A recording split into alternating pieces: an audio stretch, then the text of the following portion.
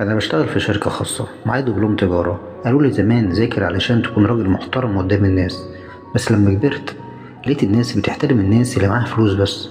قالولي اشتغل علشان ما تتحوجش لحد، ما تحتاجش حاجة من حد. ولما اشتغلت بقيت بستلف حق المواصلات. قالولي اتعب وانت صغير علشان ترتاح وانت كبير.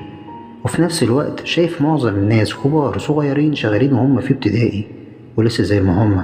طيب اعمل ايه؟ ما تخليش حد يتكبر عليك يحسسك دايما انك قليل. خليك دايما رقم واحد غصب عن اي حد مهما كان، عشان لو بقيت صغير قدام الناس عمرك ما هتكبر في نظرهم. خلي دايما كلام الناس ملوش لازمة عندك ولا يفرق معاك في حاجة. المهم انت شايف نفسك ايه.